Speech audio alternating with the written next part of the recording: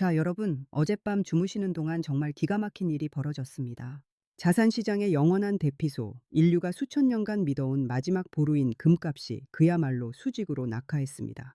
아마 아침에 일어나서 차트를 확인하신 분들은 눈을 의심하셨을 겁니다. 도대체 이게 무슨 일일까요?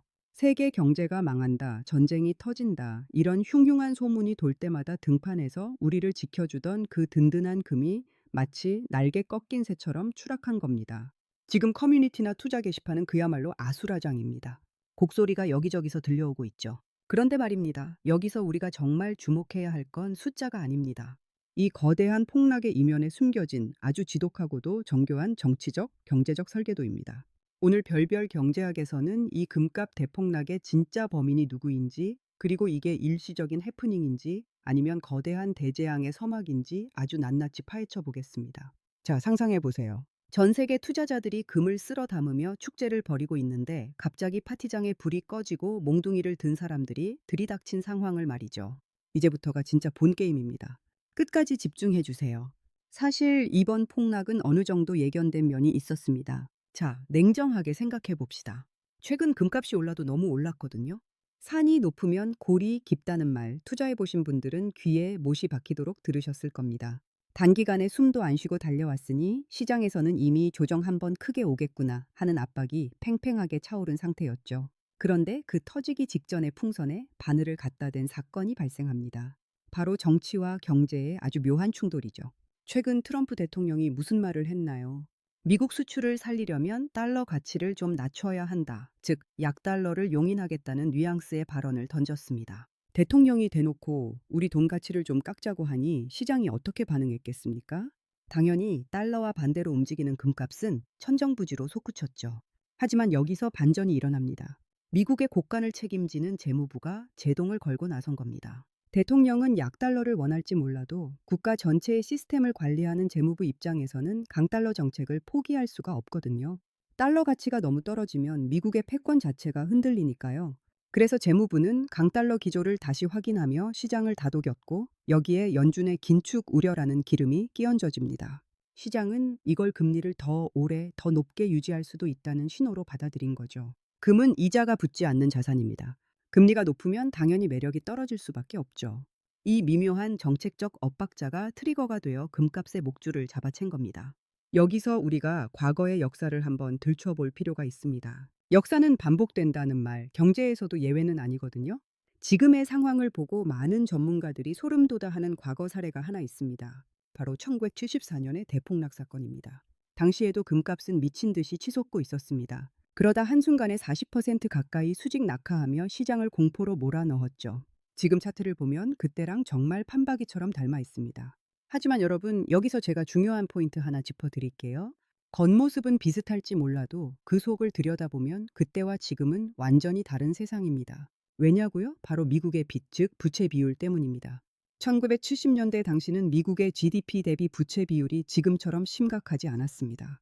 그러니까 연준이 인플레이션을 잡겠다고 금리를 20%까지 때려 올리는 이른바 폴 볼커의 마법이 가능했던 겁니다. 하지만 지금은 어떤가요? 미국의 부채 비율이 GDP 대비 무려 120%가 넘습니다. 이건 정말 어처구니가 없는 숫자예요. 만약 지금 연준이 금값을 잡겠다고 혹은 인플레이션을 잡겠다고 금리를 1970년대처럼 무지막지하게 올린다면 어떻게 될까요? 금값을 잡기 전에 미국 정부가 이자 부담을 못 이겨서 먼저 파산할지도 모릅니다.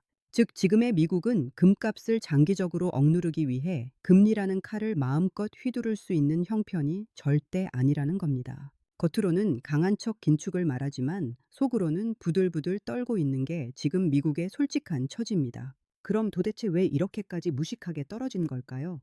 여기에는 현대 금융시장의 어두운 이면, 바로 알고리즘이라는 괴물이 숨어 있습니다. 여러분, 요즘 시장은 사람이 버튼 누르는 속도보다 기계가 판단하는 속도가 훨씬 빠릅니다.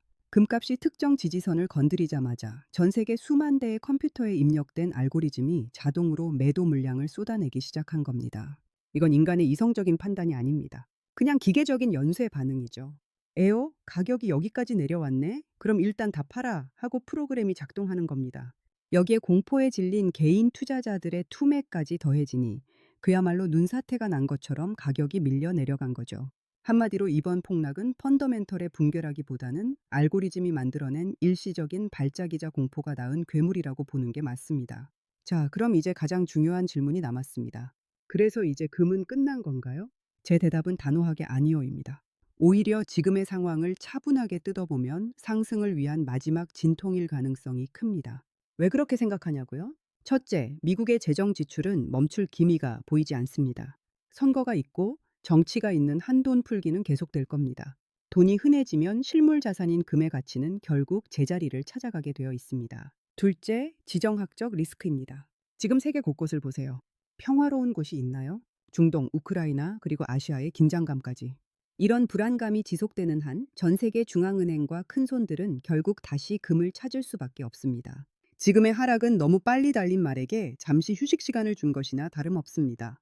물론 당분간은 변동성이 커서 가슴 졸이는 날들이 계속되겠지만 거대한 흐름은 바뀌지 않았습니다. 결론적으로 말씀드리면 이번 금값 폭락은 트럼프의 입과 재무부의 손, 그리고 연준의 눈치가 빚어낸 합작품입니다.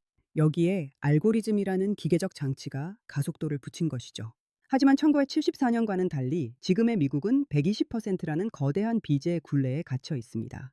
결국 금리를 무한정 올려서 금값을 누르는 시나리오는 불가능에 가깝다는 뜻입니다. 지금의 공포에 매몰되지 마세요. 시장이 비명을 지를 때 고수들은 그 너머의 기회를 봅니다. 오늘 전해드린 이 지독한 경제 이야기가 여러분의 자산을 지키는 든든한 방패가 되었기를 바랍니다. 오늘 준비한 내용은 여기까지입니다. 별별 경제학은 항상 숫자에 가려진 진짜 세상을 보여드리기 위해 노력하겠습니다. 이 이야기가 도움이 되셨다면 구독과 좋아요 부탁드리고요. 여러분은 이번 폭락에 대해 어떻게 생각하시는지 댓글로 자유롭게 의견 나눠주세요. 저는 더 흥미롭고 날카로운 경제 이야기로 돌아오겠습니다. 시청해주셔서 감사합니다.